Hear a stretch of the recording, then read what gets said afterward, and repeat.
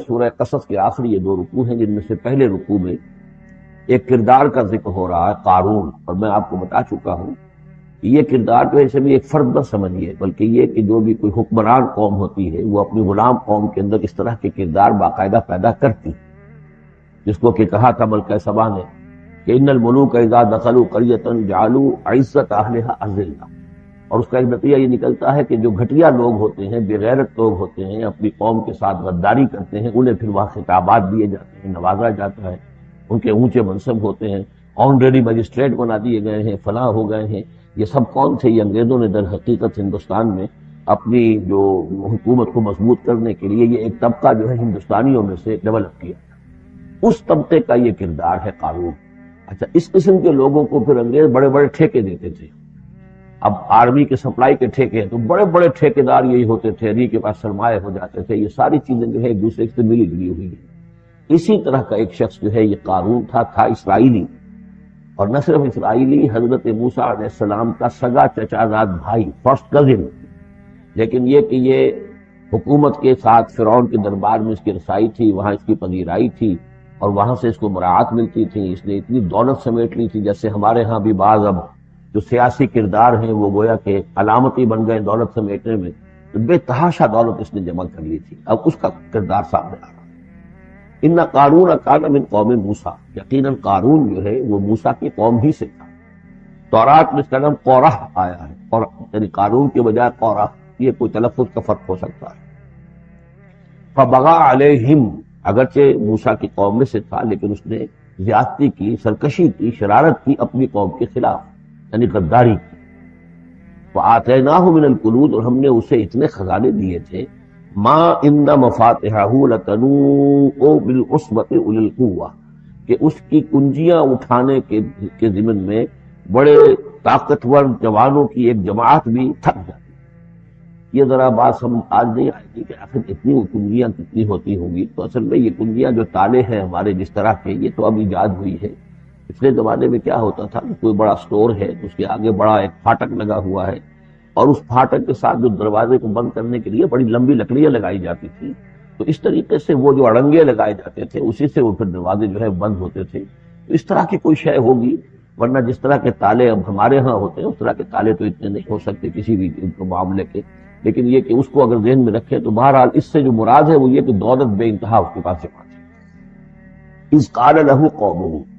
جبکہ اس سے کہا اس کی قوم نے، لوگوں نے کہا، کچھ بھلے لوگ بھی ہوں گے، جیسے ہم مکالمہ سورہ کہف میں پڑھائے ہیں. 2 آدمیوں کا مکالمہ تھا، ایک وہ درویش تھا اور وہ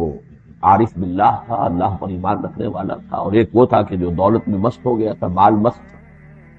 تو وہاں کچھ لوگوں نے، اچھے لوگ ہوں گے، ان سے کہا، اس سے قارون سے، لا تفرح ان اللہ لا يحب الفرحین. یہ ذرا یہاں پر 4 چیزیں 5 چیزیں جو آ رہی ہیں گنتے جائیے کہ ایسے لوگ جن کے پاس بہت سی دولت جمع ہو گئی ہو، ان کو ان 4-5 چیزوں کو پیش نظر رکھنا چاہیے. سب سے پہلے یہ کہ لا تفرح ان اللہ لا يحب الفرح، اس پر اتراؤ نہیں،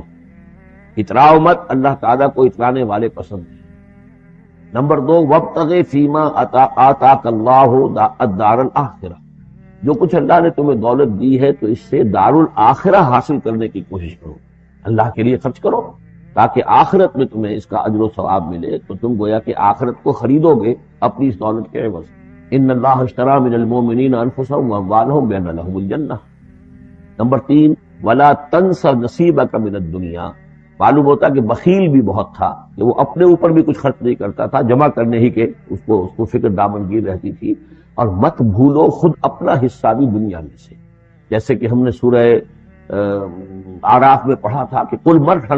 من حرم زینۃ اللہ التی اخرج لعبادہ والطیبات من الرزق. اگر اللہ نے کسی کو کچھ دیا ہے تو پھر وہ اچھا کھائے، اچھا پہنے، اس میں کس نے حرام کیا ہے؟ وہ رہبانیت کا انداز تو نہیں ہے. اور یہ بھی ہم پڑھ چکے ہیں سورہ الفرقان میں کہ وہ جو اللہ کے جو نیک بندے ہیں عباد الرحمن، ان کے اوصاف میں سے ہے والذین اذا انفقوا لم یسرفوا ولم یقتروا، وہ لوگ کہ جو خرچ کرتے ہیں تو نہ تو اسراف کرتے ہیں لیکن اس کے ساتھ ہی بخل سے بھی کام نہیں لیتے. تو یہ بخیلی مت کرو، اور اس جو دولت تمہیں اللہ نے دی ہے اس سے کم اپنی ذات پر بھی خرچ کرو، اچھا کھاؤ، اچھا پہنو. 4تھی چیز، وَأَحْسِن كَمَا أَحْسَنَ اللَّهُ إِلَيْكَ، اور لوگوں پر احسان کرو، لوگوں کے ساتھ بھلائی کرو جیسے اللہ نے تمہارے ساتھ بھلائی کی ہے.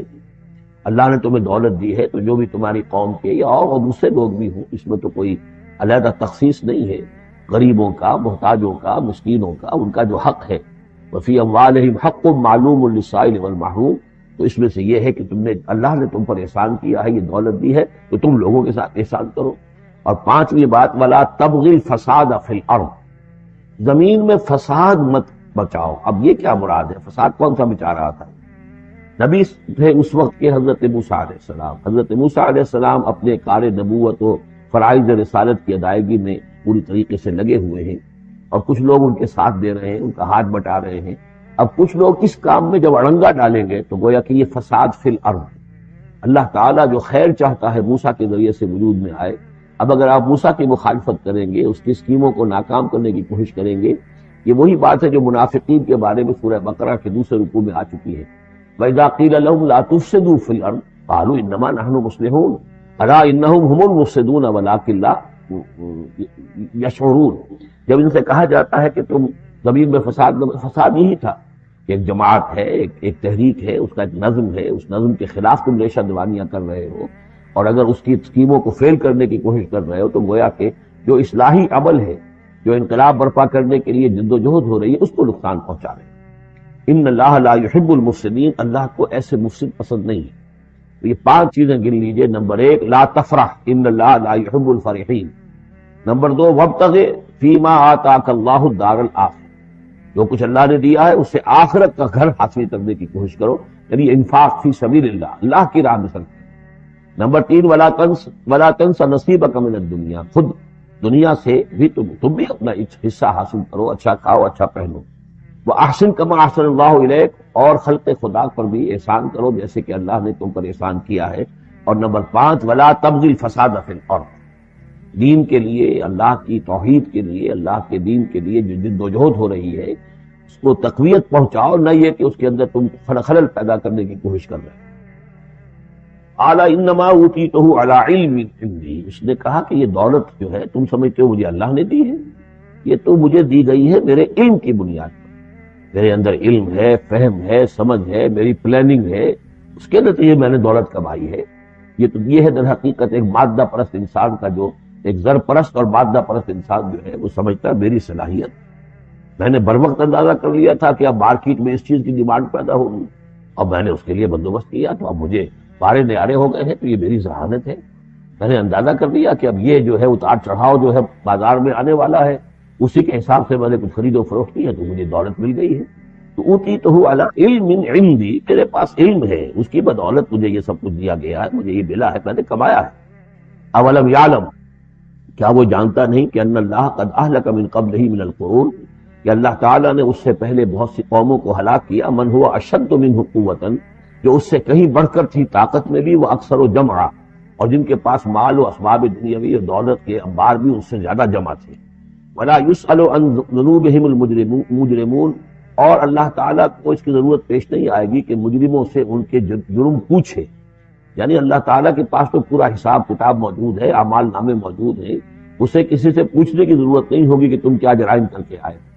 یہ تو گویا کہ خود اللہ کے علم میں ہے، اور اظہر من الشمس ہوگا، یہی بات سورہ رحمان میں آئے گی، فَيَوْمَئِذٍ لَا يُسْأَلُ عَنْ ذَنبِهِ إِنسٌ وَلَا جَانٌ، کسی بھی انسان سے اور کسی بھی جن سے پوچھنے کی ضرورت نہیں ہوگی، بلکہ یہ کہ در حقیقت ان کے تو ماتھے پر لکھا ہوا ہوگا، یعرف المجرمون بسیماہم ویؤخذ بالنواصی والاقدام، مجرم تو اپنے پیشانیوں سے پہچان لیے جائیں گے، اور یہ کہ پھر ان کو سر کے بالوں سے اور ادھر سے قدموں سے دو طرف سے پکڑ کر، ادھر سے سر کے بال اور ادھر سے پاؤں پکڑ کر اور ٹاس کر دیا جائے گا جہنم کے اندر۔ تو قال انما اوتیتہ علی علم عندی اولم یعلم ان اللہ قد اہلک من قبلہ من القرون من هو اشد منہ قوۃ واکثر جمعا ولا یسأل عن ذنوبہم المجرمون فخرج علی قومہ فی زینتہ۔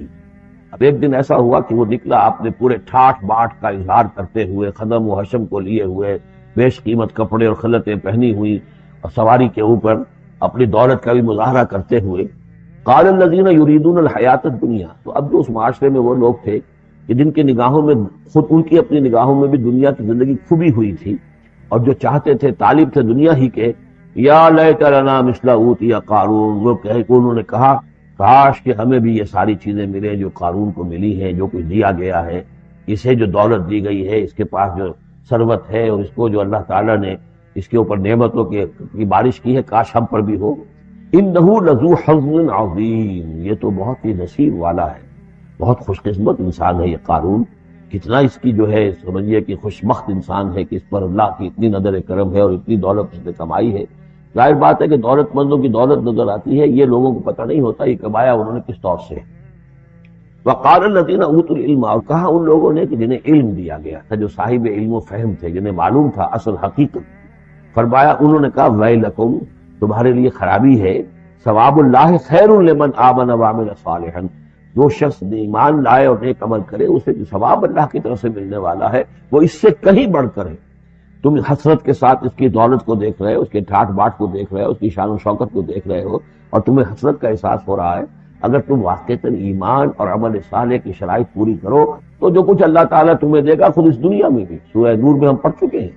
لَيَسْتَخْلِفَنَّهُمْ فِي الْأَرْضِ، حکومت ان کو دے گا، خلافت ان کی قائم کرے گا جو ایمان اور عمل صالح کا حق ادا کرتے۔ پھر آخرت میں جو ثواب ملنا ہے ظاہر بات ہے کہ اس کا تو کوئی تصور بھی تم نہیں کر سکتے۔ وَلَا يُلَقَّاهَا إِلَّا الصَّابِرُونَ، لیکن وہ جو صبر ہے، وہ جو اجر و ثواب ہے آخرت کا، وہ انہی لوگوں کو حاصل ہو سکے گا کہ جو صبر کریں۔ اس دنیا میں وہ جیسے بھی ہو ضروریات پوری ہو جائیں، بس اس سے زیادہ کی ہوس نہ رکھیں،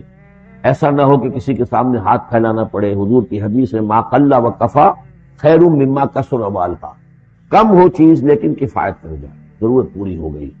وہ اس سے کہیں بہتر ہے کہ زیادہ ہو، محتاط ہو، دولت بہت ہے اور وہ اللہ سے غافل ہے۔ اس لیے کہ جب محتاط ہوگی تو انسان پر غفلت طاری ہو جائے۔ جب ایسا ہو کہ آج کے کھانے کا تو ہے، کل کے لیے اللہ پر توکل ہے تو اللہ یاد رہے گا، پھر انسان اللہ کو بھولے گا نہیں۔ تو ما قل و کفا خیر مما کثر والقا